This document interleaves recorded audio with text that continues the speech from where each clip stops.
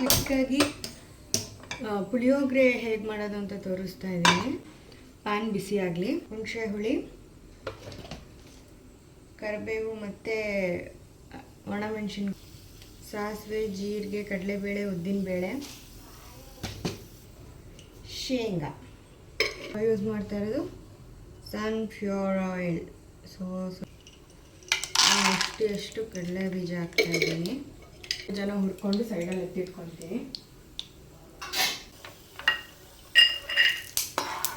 ಆಮೇಲೆ ಅದಕ್ಕೆ ಜೀರಿಗೆ ಯಾವ ಕುಳ್ಕೊಂಡ್ಬಿಟ್ಟಿದ್ದೀನಿ. ಸಾಸಿವೆ, ಕಡಲೆಬೇಳೆ, ಉದ್ದಿನಬೇಳೆ.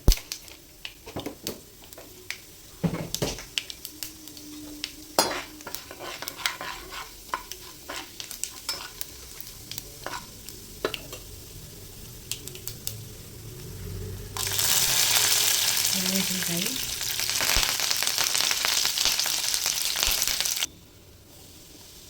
ಖಾರದ ಪುಡಿ. ಖಾರದ ಪುಡಿ ಹಾಕಿದ ತಕ್ಷಣ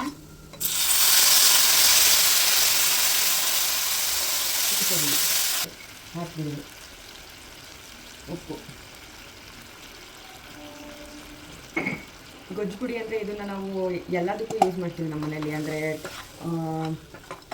ಪುಳಿಯೋಗರೆಗೆ, ಚಿತ್ರಾನ್ನಕ್ಕೆ, ಮತ್ತು ಈ ವಾಂಗಿಬಾತಿಗೆ, ಪ್ರತಿಯೊಂದಕ್ಕೂ ಯೂಸ್ ಮಾಡ್ತೀವಿ. ಅಂದರೆ ನಾವು ಪುಳಿಯೋಗರೆ ಪುಡಿನೇ ಸಪ್ರೇಟಾಗಿ ಮಾಡಿಟ್ಕೊಳಲ್ಲ, ಬರೀ ಗೊಜ್ಜು ಪುಡಿ ಅಂತ ಒಂದು ಸಪ್ರೇಟಾಗಿ ಮಾಡಿಟ್ಕೊತೀವಿ.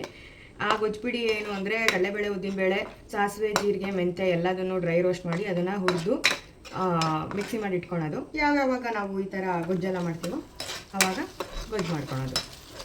ಇದು ನಮ್ಮ ಅತ್ತೆಯವ್ರದ್ದು ರೆಸಿಪಿ. ಸ್ವಲ್ಪ ಸೈಡಲ್ಲೆಲ್ಲ ಎಣ್ಣೆ ಬಿಡ್ತಾ ಇದೆ ನೋಡಿ. ಸೈಡಲ್ಲೆಲ್ಲ ಎಣ್ಣೆ ಬಿಡ್ತಾ ಇದೆ ಅಂದರೆ ಗೊಜ್ಜು ರೆಡಿಯಾಗಿದೆ ಅಂತ. ನೀವು ಹಿಂಗೆ ಸಪ್ರೇಟಾಗೂ ಎತ್ತಿಟ್ಕೊಬೋದು. ನಿಮಗೆ ಒಂದು ವಾರದ ಮೇಲೆ ಹಾಗೆ ಬರುತ್ತೆ ಈಚೆ ಕಡೆ ಇಟ್ಟರು. ಫ್ರಿಜ್ಜಲ್ಲಿ ಬೇಕಿದ್ರೆ ನೀವು ಒಂದು 15 ಡೇಸ್ವರೆಗೂ ಸ್ಟೋರ್ ಮಾಡ್ಕೊಬೋದು. ಘಮ ಅಂತ ಇದೆ ನೋಡಿರ್ಬೋದು ಕನ್ಸಿಸ್ಟೆನ್ಸಿ.